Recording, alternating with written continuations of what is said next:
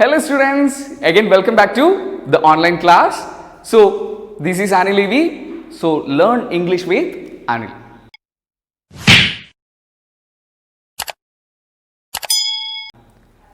I think that the last previous class you guys understood what are the things we said and you guys got a gist of our subject or whatever we dealt in the last class. So today I came with a new idea like the more explanations and a deep analysis of our lesson. So shall we move into the video? So first of all, we can check it out what had given in your textbook about the author. Lilika Nakos 1903-1989 was a Greek novelist, journalist and short story writer. She was one of the first women writers of modern Greek prose and for many years the only woman in the Greek journalism. She is best remembered for her story collection titled Children's Inferno, Stories of the Great Famine in the Greece. One of her best known novel is Lost Soul. So ആദ്യത്തെ ആ ഒരു പാർട്ടിൽ തന്നെ തന്നിരിക്കുന്ന 1903 ജനിച്ചു, അതുപോലെ തന്നെ 1989 മരിച്ചു. Greek journalist, novelist, short story writer എന്നിങ്ങനെയുള്ള പല തലങ്ങളിലും ഫേമസ് ആയിട്ടുള്ള ഒരാളാണ്. മേജറായിട്ടുള്ള 2 ബുക്സ് ആണുള്ളത്. ഷോർട്ട് സ്റ്റോറി കളക്ഷൻ ആയിട്ടുള്ള ഇൻഫേർണോ അല്ലെ ചിൽഡ്രൻസ് ഇൻഫേർണോ എന്ന് പറഞ്ഞിട്ടുള്ള ഒരു കളക്ഷൻ, അതുപോലെ തന്നെ ലോസ്റ്റ് സോൾ എന്ന് പറയുന്ന ഒരു നോവൽ. These are the 2. അതാണ് 2 ഫേമസ് ആയിട്ടുള്ള അവരുടെ 2 വർക്കുകൾ എന്ന് പറയുന്നത്. Now we are moving into the first answer. The heading had given there maternity. Already we said that maternity means, it's a motherhood. It was more than a month since they were at Marsilius, the camp of Armenian refugees on the outskirts of the town. Already looked like a small village. They had settled down in any way they could. The richest under tents, the others in the ruined sheds, but the majority of the refugees, having found nothing better, were sheltered under carpets held up at the 4 corners by sticks. It was more than a month since they were at Marsilius. It's the first line of this chapter. So our refugees, the Armenian refugees, were reached on Marsilius more than 1 month. The camp of Armenian refugees on the outskirts of the town already looked like a small village, and they were staying out of the town, and they were staying together, so it's looked like something a village. They had settled down in any way they could. They just how much they have money, they just found that money and they just settled down. And the richest under the tents, and the rich people using the tents for their living, the other in the ruined shed. So the poor people used to live in the ruined shed. They just made it a shed, but it's already like what we can say, the torn up gun or like torn up things, so they just living over there. But the majority of the refugees having found nothing better. But 90% of the refugees couldn't find anything better in that Marsilius. Were sheltered under the carpets. They were living in under the carpets, held up the 4 corners by the sticks. They used sticks for making up a tent or shed. So we can move into the Malayalam. Maternity എന്ന് പറയുന്നതാണ് നമ്മളുടെ chapter അല്ലേ. Motherhood അല്ലെങ്കിൽ മാതൃത്വം എന്ന് പറയുന്നതാണ് ചാപ്റ്ററിൻ്റെ പേര് തന്നെ. ഏകദേശം 1 മാസമായി ആ റെഫ്യൂജീസ് അല്ലെങ്കിൽ അഭയാർത്ഥികൾ മെർസേലിയസ് എന്ന് പറയുന്ന ഫ്രാൻസിലെ ഒരു സ്ഥലത്തേക്ക് എത്തിയിട്ട്, അവിടെ ടൗണിന് പുറത്തായിട്ടാണ് ഈ റെഫ്യൂജീസ് എല്ലാം താമസിക്കുന്നത്. അവരങ്ങനെ താമസിക്കുന്ന ആ സ്ഥലം കണ്ടു കഴിഞ്ഞാൽ ഒരു ഗ്രാമം പോലെ തോന്നും. അവരെ കൊണ്ട് കഴിയുന്ന രീതിയിലൊക്കെ അതങ്ങനെ അവിടെ താമസിക്കാൻ വേണ്ടി ശ്രമിക്കുന്നുമുണ്ട്. പൈസയുള്ള കൂട്ടത്തിൽ പണമുള്ള ആൾക്കാരൊക്കെ ടെൻറ്റുകളുടെ കീഴെയാണ് താമസം. എന്നാൽ പൈസയില്ലാത്ത പാവങ്ങൾ ഷെഡുകൾ, അതായത് കീറിയ തുണിയൊക്കെ വെച്ച് കൊണ്ടുള്ള ഒരു ഷെഡുകളൊക്കെ ഉണ്ടാക്കിയിട്ട് അതിൻ്റെ അടിയിലാണ് അവർ താമസിക്കുന്നത്. പക്ഷേ അവിടെ വന്നിരിക്കുന്നതിൽ 90% അല്ലെങ്കിൽ കൂടുതൽ ആൾക്കാർക്കും വലിയ ബെറ്റർനെസ് ഒന്നും അല്ലെങ്കിൽ അവരുടെ രാജ്യത്ത് താമസിച്ചതിനേക്കാൾ ബെറ്റർ ആയിട്ടൊന്നും അവിടെ ഫീൽ ചെയ്യുന്നില്ല. അതുപോലെ തന്നെ വളരെ പാവപ്പെട്ട ആൾക്കാരാണെങ്കിൽ കാർപ്പറ്റുകൾ 4 കമ്പുകളിൽ കൊരുത്തി വെച്ചിട്ട് ഒരു ചെറിയ ഷെഡ് പോലെയൊക്കെ ഉണ്ടാക്കിയിട്ട് അങ്ങനെ താമസിക്കുന്നവരും അവിടെ ഉണ്ട്. സോ ഫസ്റ്റത്തെ പാരഗ്രാഫിൽ തന്നെ actually the writer was giving some kind of എന്താ പറയുക, നമുക്ക് മുന്നിലേക്ക് പറഞ്ഞു തരികയാണ് what are the struggles they are facing or what are the struggles they were facing over the മെസേലിയസ്. ഒരു അഭയാർത്ഥികൾ എന്ന നിലയിൽ എന്തൊക്കെ പ്രശ്നങ്ങളാണ് അവർ ഫേസ് ചെയ്യുന്നത്. നല്ലോണം താമസിക്കാൻ കഴിയുന്നില്ല, നല്ല ജോലി കണ്ടുപിടിക്കാൻ കഴിയുന്നില്ല, അതുകൊണ്ട് തന്നെ പണമില്ലാത്തത് കൊണ്ട് തന്നെ പാവങ്ങളായി ജീവിക്കേണ്ടി വരുന്നു, ഒരു സ്ലം പോലുള്ള അല്ലെങ്കിൽ ഒരു ചേരി പോലുള്ള സ്ഥലത്ത് ജീവിക്കേണ്ടതായിട്ട് വരുന്നു. ആ ഒരു കോൺസെപ്റ്റാണ് സത്യത്തിൽ ആദ്യത്തെ പാരഗ്രാഫിലൂടെ നമുക്ക് മുന്നിലേക്ക് തരുന്നത്. So I hope that you guys understood the first paragraph. So the second paragraph, they thought themselves lucky if they could find a sheet to hang up at the sides and wall them from peering eyes. Then they felt almost at home. The men found work no matter what, so that in any case they were not racked with hunger and their children had something to eat. We can analyze the second paragraph. They thought themselves lucky if they could find a sheet to hang up at the sides and wall them from peering eyes. Writer was saying that the refugees were thinking like if they could find a sheet to make a wall for their tents, that will help them to escape from the peering or peeping eyes of the people. That should be a grateful thing, like that should be a great helpful thing to protect their families. And then they felt almost at home. If they could find that one, they are feeling like it's in a home. And the men found work no matter what so that in any case they were not racked with hunger and their children had something to eat. And finally the refugee men, they found their own works. Maybe it's a higher works, maybe it's a low work, it doesn't matter like higher or lower. They found their own jobs and they started to earn money to protect their family. Right now they don't have the problem of poverty, they have money to feed their kids. So writer was saying that the struggling condition of the refugees, they don't thinking about like they don't have to think what job they are doing, they just want to find money to feed their kids.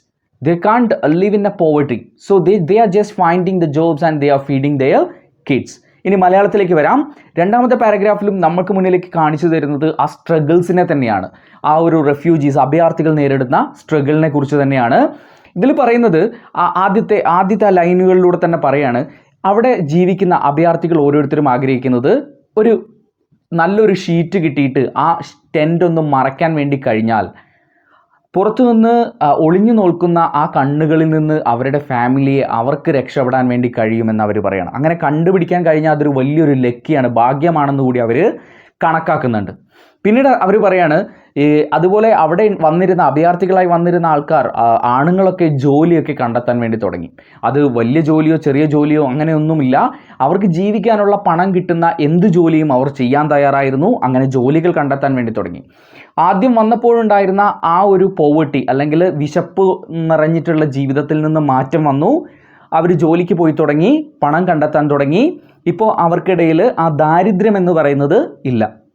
പകരം അവർക്ക് അവരുടെ ഫാമിലിയെ അല്ലെങ്കിൽ കുട്ടികൾക്ക് വേണ്ട രീതിയിൽ ഭക്ഷണം കൊടുക്കാൻ കഴിയുന്ന ഒരവസ്ഥയിലേക്ക് അവരുടെ ജീവിതത്തിൽ ഒരു മാറ്റം സംഭവിച്ചു. അത് ആണുങ്ങൾ ആ ജോലി എന്ത് ജോലിയായാലും ചെയ്യാമെന്ന ആ ഒരു മനോഭാവത്തോടു കൂടി പുറത്തേക്ക് ഇറങ്ങിയപ്പോഴാണ്. സോ ഇവിടെ വീണ്ടും ആ റൈറ്റർ അവരുടെ ഒരു സ്ട്രഗ്ലിംഗ് സിറ്റുവേഷൻസിനെയാണ് കാണിച്ചു തരുന്നത്. സ്ട്രഗ്ലിംഗ് സിറ്റുവേഷൻസ് എന്ന് പറയുമ്പോൾ ഒരു പ്രൊട്ടക്ഷൻ ഇല്ലാതെ ഒരു ഫാമിലി ഒരു സ്ഥലത്ത് ജീവിക്കുമ്പോൾ മറ്റുള്ളവർ ഒളിഞ്ഞു നോക്കുന്ന ഒരവസ്ഥ, അല്ലെങ്കിൽ ഒരു സെക്യൂരിറ്റി ഇല്ലാത്ത ഒരു ലൈഫിനെ കുറിച്ച് ഇവിടെ പറയുന്നുണ്ട്. പിന്നെ ആ ഒരു ദാരിദ്ര്യം മറികടക്കാൻ വേണ്ടിയിട്ട് ചിലപ്പോൾ വിദ്യാഭ്യാസം ഉള്ള ആളായിരിക്കാം, വിദ്യാഭ്യാസം ഇല്ലാത്ത ആൾക്കാരായിരിക്കാം, എന്തൊക്കെയാണെങ്കിലും അവർ എന്ത് ജോലിയും ചെയ്യാനും കുട്ടികളുടെ ആ വിശപ്പടക്കാനും വേണ്ടി ശ്രമിക്കുന്ന ഒരു അഭയാർത്ഥികളുടെ വലിയൊരു വിഷമഘട്ടത്തെ കൂടെ നമ്മളുടെ മുന്നിലേക്ക് ഈ പാരഗ്രാഫിലൂടെ കാണിച്ചു തരുന്നുണ്ട്. I think you guys understood the second paragraph.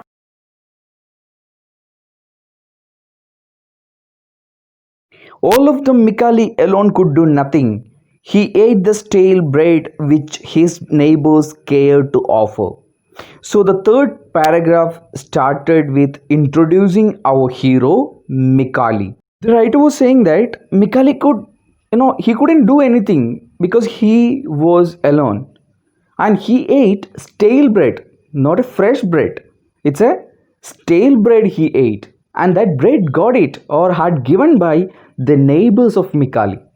So in this paragraph, it starts like the struggles of our hero. The writer was showing the struggling condition of our hero. So ഈ പാരഗ്രാഫിൽ മിക്കാലി എന്ന് പറയുന്ന ആ ഒരു ക്യാരക്ടറിനെ കാണിച്ചു തരുന്നുണ്ട്. മിക്കാലി ഒറ്റയ്ക്കാണ്. അദ്ദേഹം കഴിക്കുന്ന ഭക്ഷണം, അവൻ കഴിക്കുന്ന ഭക്ഷണം എന്ന് പറയുന്നത് അത്ര ഫ്രഷ് ആയിട്ടുള്ള ബ്രെഡൊന്നുമല്ല, കുറേ പൂപ്പലൊക്കെ പിടിച്ചിട്ടുള്ള പഴകിയ ബ്രെഡൊക്കെ കഴിച്ചിട്ടാണ് അവൻ ജീവിക്കുന്നത്. അത് അവൻ്റെ അയൽക്കാരാണ് അവന് അത് കൊടുക്കുന്നത്. And it weighed on him, for he was a big lad of 14, healthy and robust. Our Mikali was 14-year-old boy and he was a good physique also. But how could he think of looking for a walk when he literally bore on his back the burden of a newborn babe? Right now, our writer was asking a question to the readers. Our Mikali, he was an orphan. He don't have mother, he don't have father, but he have a newborn baby with him. The second character called our brother, an infant brother. So she was asking, like, how Mikali can go for a job leaving the kid on some other places. It's not possible because there was no person to taking care of that kid. So she was asking how he can go for a walk since his birth, which had caused his mother's death. When our brother came out, Mikali lost his mother, and he had wailed, proclaiming his famished state from morn till night. And the small brother was that much of hungry, like he ate nothing. So he was that much of hungry.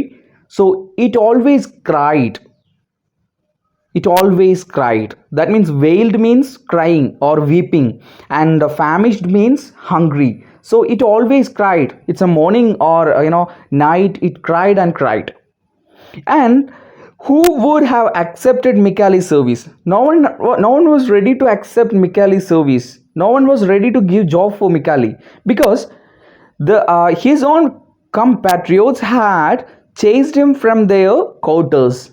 Actually, who were living with our Mikali, they were trying to pull out or push out our Mikali from their place because, like that, infant child, that kid always making some troubles for them.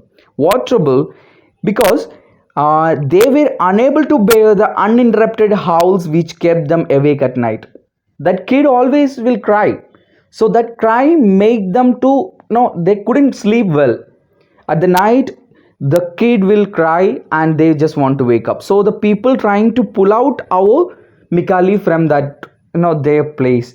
So that kind of a like what we can say, that struggling life actually facing our character Mikali. So ഇതിൽ പറയുന്നത് ഇതാണ്, നമ്മളുടെ മിക്കാലി എന്ന് പറയുന്ന വ്യക്തിക്ക് 14 വയസ്സ് പ്രായമുണ്ട്, നല്ല ഫിസിക്കൊക്കെയാണ്. പക്ഷേ ഒരു ജോലിക്ക് എങ്ങനെ അവന് പോകാൻ വേണ്ടി കഴിയും? കാരണം വളരെ ചെറിയൊരു കുട്ടി അവൻ്റെ തോളത്ത് എപ്പോഴും ഉണ്ട്, അല്ലെങ്കിൽ അവൻ്റെ ഷോൾഡറിൽ എപ്പോഴും ഉണ്ട്. അപ്പോൾ എങ്ങനെയാണ് അവനൊരു ജോലിക്ക്, ആ കുട്ടിയെ എവിടെയെങ്കിലും വിട്ടിട്ട് അവന് ജോലിക്ക് പോകാൻ വേണ്ടി പറ്റില്ല, കാരണം അവൻ ആരുമില്ല, അവനൊരു ഓർഫനാണ്. പിന്നെ അവർ ചോദിക്കുകയാണ്, പിന്നെ ആരാണ് അവന് സർവീസ്, അവൻ്റെ ആ ഒരു ജോലി അവന് നൽകാൻ ആരാണ് തയ്യാറാവുക? ആരും ജോലി നൽകാൻ വേണ്ടി തയ്യാറാവില്ല. കാരണം എന്ന് വെച്ച് കഴിഞ്ഞാൽ ഈ കുട്ടി രാവും പകലും ഇല്ലാതെ കരയുന്നത് കൊണ്ട് തന്നെ അവൻ താമസിക്കുന്ന ആ ഒരു റെഫ്യൂജി ക്യാമ്പിലുള്ള ആൾക്കാർ അവനെ അവിടെ നിന്ന് എങ്ങനെയെങ്കിലും ഓടിക്കണമെന്ന് ആഗ്രഹിക്കുന്നവരാണ്. കാരണം രാത്രി ആയി കഴിഞ്ഞിട്ടുണ്ടെങ്കിൽ അപ്പോൾ തന്നെ നമ്മളുടെ കുട്ടി കരയാൻ വേണ്ടി തുടങ്ങും. ആ കുട്ടിയുടെ ആ കരച്ചിൽ അവരെ ഉറക്കത്തെ ഡിസ്റ്റർബ് ചെയ്യുന്നുണ്ട്. അതുപോലെ തന്നെ ആ കുട്ടിയുടെ ഒരു കാര്യം പറഞ്ഞാൽ, ആ കുട്ടി ജനിച്ചു വീണ ആ നിമിഷം അവർക്ക് അവരുടെ അമ്മയെ നഷ്ടമായി. വിശന്നുകൊണ്ട് ആ കുട്ടി ആ ജനിച്ചു വീണ നിമിഷം മുതൽ ആ വിശപ്പ് സഹിക്കാൻ വയ്യാതെ കരഞ്ഞുകൊണ്ടിരിക്കുന്ന ഒരു ചെറിയ കുട്ടിയാണ്. കാരണം ചെറിയ ഇൻബോൺ കുട്ടിയാണ്. ആ ഇൻബോൺ കുട്ടി വിശപ്പ് കാരണം ഒരിക്കലും വലിയ ഭക്ഷണമൊന്നും കഴിക്കാൻ വേണ്ടി കഴിയില്ല. അപ്പോൾ ആ കുട്ടി ഇങ്ങനെ വിശന്ന് ആ ഒരു ജനിച്ചു വീണപ്പോൾ മുതൽ ഭക്ഷണമൊന്നും കഴിക്കാതെ ഇങ്ങനെ കരഞ്ഞുകൊണ്ടേയിരിക്കുകയാണ്, ആ വിശപ്പ് സഹിക്കാൻ വയ്യാതെ. അപ്പോൾ അതൊരിക്കലും അവിടെ ആ ക്വാർട്ടേഴ്സിലുള്ള ആൾക്കാർക്ക്, അല്ലെങ്കിൽ അവരവിടെ താമസിക്കുന്ന അവിടെയുള്ള ആൾക്കാർക്കൊന്നും ബെയർ ചെയ്യാൻ വേണ്ടി കഴിയാത്തതുമാണ്. I hope you guys understood the third paragraph also. Right now we can wind up our today's section and we can check it out on the next class, the fourth and fifth paragraph. Hello students, this is Anil Levi. So I think you guys understood whatever the things we said in the period of time.